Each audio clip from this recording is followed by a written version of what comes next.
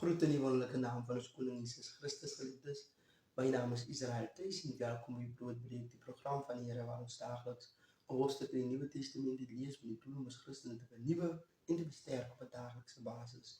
Vandaag zal het woord komen uit 2 Korintiërs hoofdstuk 10 en die opschrift lees Paulus' gezag als apostel.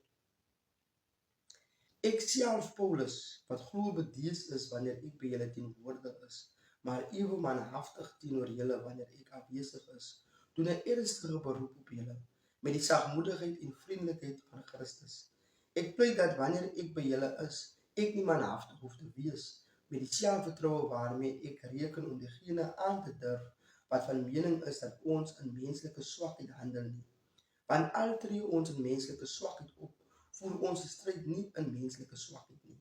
Die wapens van ons strijd is immers niet menselijk nie, maar dankzij God krachtig om sterk vestings af te breken, dat de nazi's te vernietigen, en ook elke skans wat opgerig wordt in de kennis van God.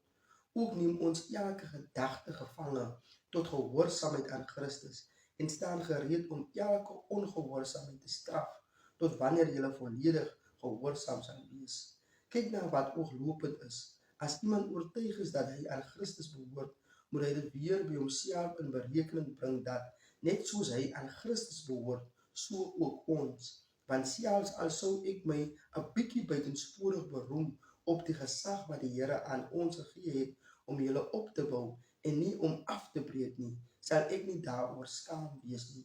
My doel is nie om die indruk te skep dat ek julle met my briewe wil bang praat nie, want sê hulle, sy briewe is gewigtig en streng, maar sy persoonlijke teenwoordigheid is swak en sy woorde niks werd nie.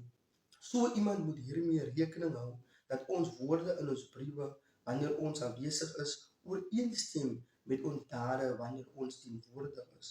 Ons waag dit nie om onsself gelijk te stel aan of te vergelyk met sommige van die wat hulle aanbeveel nie, maar omdat hulle aan hulle self meet en met hulle self vergelyk, verstaan hulle niks.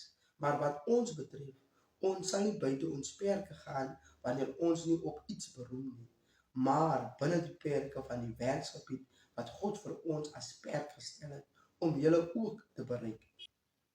Ons oorskry immers nie ons perke, as ons nog nie by julle uitgekom het nie, want ons was die heel eerste met die evangelie van Christus by julle.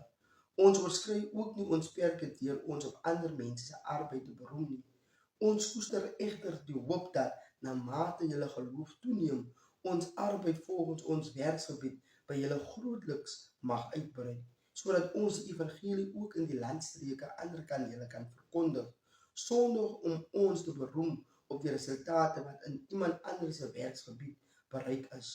Wie hom op iets wil beroem, moet hom beroem op die Here, want dit is nie die een wat homself aanbeveel, wat die toets deurstaan het nie, maar die een wat deur die Here aanbeveel word. Amen. En daar het ons geskrewe woord van God, geliefdes, onthou, die Here